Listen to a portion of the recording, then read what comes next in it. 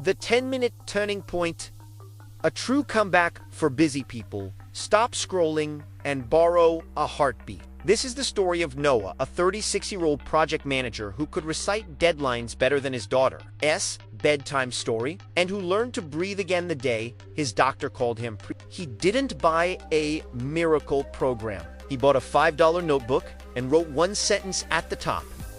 I am training to be strong and calm so I can carry my daughter up to flights without stopping. Then he opened his calendar instead of another tab. 3 45-minute training windows a week, 2 Zone 2 walks, 1 short interval session, only if his knees were happy. He texted his partner, "Hold me to this," taped the wicker to the mirror, and placed a water bottle on his desk like a promise made visible. He added a second Leno drama. Only evidence so each decision could be judged by action, not feeling. Day 1 didn't look like a montage. It looked like a phone on airplane mode and shoes already tied from the night before. 5 minutes of incline walking until breath lined up with feet, then 3 rounds of goblet squats with a loaded backpack, countertop push-ups, 1-arm rows, and a 45-second plank. He filmed 1 set, cringed at a rounded back, and fixed it with 2 cues. Ribs down, hips back. He ended each set with 2 reps in reserve and wrote a single line in the notebook. Showed up, not perfect. Proud. The scale didn't cheer, but his posture did. He left the gym, not wrecked, but ready to return, and that tiny difference was the hinge the next day would swing on. He warmed up with band pull-aparts and 2 easy ramp sets before his first lift, saving his best energy for the work that mattered. He kept rest honest with a quiet timer, stood tall between sets, and practiced bracing like a skilled big breath. Ribs down, glutes on. He finished the session with a slow walk to cool down and 2 minutes of box breathing so the nervous system could file the workout under safe. Nutrition had been a minefield of skipped breakfasts and heroic dinners, so he replaced perfection with rhythm.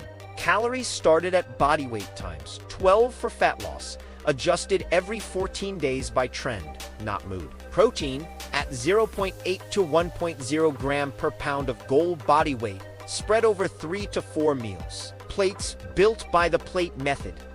Half produce, a palm of lean protein, a cupped hand of fiber-rich carbs, a thumb of healthy fats. Breakfast became Greek yogurt with whey and berries. Lunch: pre-cooked chicken, microwave rice, bagged salad, olive oil and lemon. Dinner: rotated salmon with potatoes and broccoli, turkey chile with beans and rice, and a 1-pan stir-fry for late nights. He carried a bottle and aimed for 2 liters by noon, more by dinner, adding a pinch of salt after sweaty sessions. Cravings got a bridge. Snack yogurt, berries, 10 dark chocolate chips so the sweet tooth stopped steering the car. Eating out stopped being sabotage and started being a script. Order protein first. Ask for sauces on the side. Swap fries for greens and drink water before they arrives. He learned that simple, repeatable meals removed friction and kept promises easy to keep. Sleep used to be the first thing he sacrificed and the last thing he fixed. So he made it training block 0. He darkened the room, cooled the air, parked the phone in the kitchen, and read 10 pages before lights out. A 5-minute mobility loop couch stretch, thoracic opener over a rolled towel, ankle rocks. World's greatest stretch and wound desk hips and rounded shoulders. Between calls he breathed like it mattered. Inhale 4, hold 2, exhale 6, hold 2. Morning light walks anchored his body clock and made afternoons feel less foggy. Training stopped feeling like punishment and started feeling like practice. Soreness stopped being a badge and started being feedback. He learned that a great night of sleep made the bar feel lighter than any pre-workout ever had. On stressful days, he added a 5-minute legs up the wall pose to downshift. And on early afternoons, he took a 10-minute walk outside to collect light and sanity. He noticed that when sleep was protected, cravings softened and training quality rose, like a tide lifting every boat. Recovery stopped being an afterthought and became the quiet engine that moved everything else forward. Setbacks arrived on schedule. A product launch devoured 3 evenings. A fever kept his daughter on the couch. 2 sessions vanished. Old Noah would have called it proof he wasn't a fitness person. New Noah shrank the plan. 10 focused minutes. 10 goblet squats, desk push-ups, 10 dumbbell rows each arm, 30-second plank, repeat until the timer sang. Box checked, streak alive. When his right knee grumbled, he swapped back squats for goblets and front squats, paused at the bottom for control, and used a safety bar when one was free. He wrote 3 identity lines on a sticky note. I train even on busy days. I choose protein at every meal. I never miss twice. Cheesy? Maybe. Effective? Absolutely.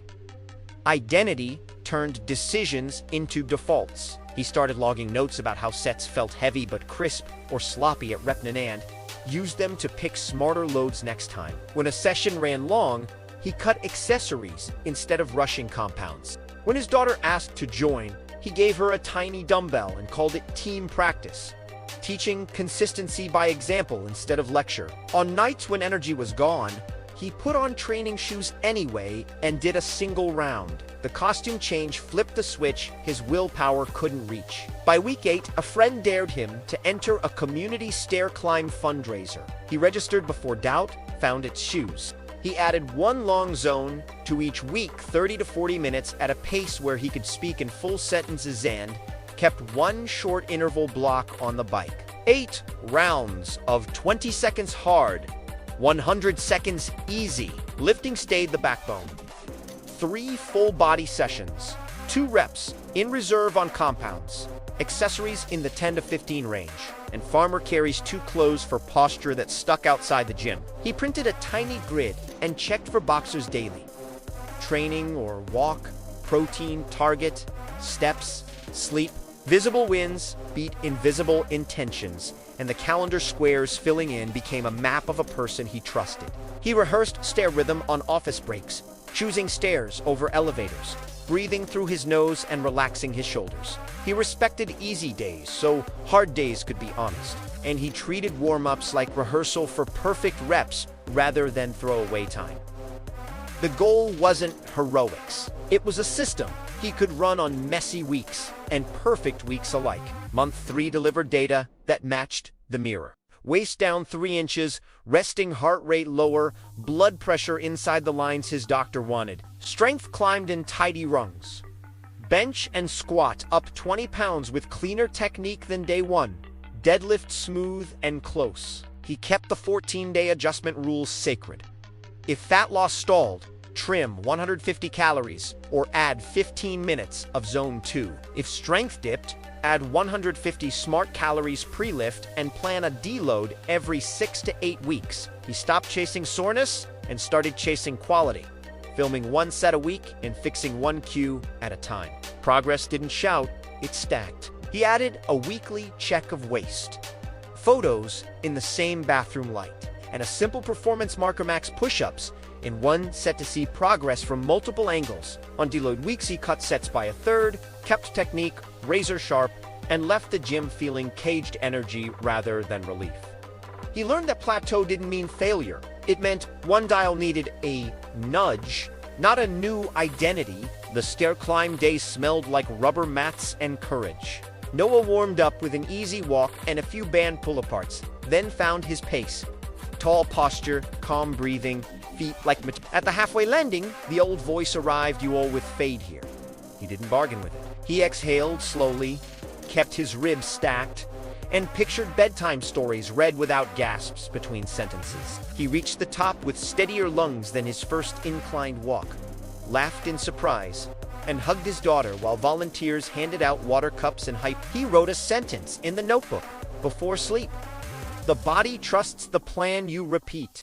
At the finish, he looked around at strangers grinning and realized community had carried him as much as conditioning. He wrote down the stairs time, circled the next training window, and fed his daughter pancakes he'd already planned into the week's budget. Momentum, he realized. was the art of planning your own congratulations without paying interest later. Here is the part where his story hands you the baton. You don't need Noah's job or schedule to borrow his system. You need a sentence and a calendar. Write your why on paper you'll touch daily. Circle 3 training windows this week and guard them like rent. Choose a simple 3-day plan that hits squat, hinge, push, pull, carry, and core. Keep 2 clean reps in reserve. Progress 1 small variable weekly add. A rep, add the smallest plate, slow the eccentric, reduce rest, or add a set. Layer in 2 zone 2 sessions and 1 brief sprint day. Build boring, beautiful plates that deliver protein without drama. Sleep like strength depends on it. Log, honestly, every 14 days and adjust 1 lever at a time. Make your environment do the heavy lifting. Lay out clothes at night. Set a bottle where you can't ignore it and stash a resistance band in your bag for 5-minute tune-ups. Choose conservative first attempts on hard days and track 1 win you can repeat tomorrow. If you're still here, you're not waiting for motivation, you're building it. Tape your why where you brush your teeth. Lay out your shoes tonight. Fill your bottle now. Put a tiny checklist on the fridge and check for boxers. Training, protein, steps, sleep. When the voice says later, answer now. When a day collapses, take the win that's still available.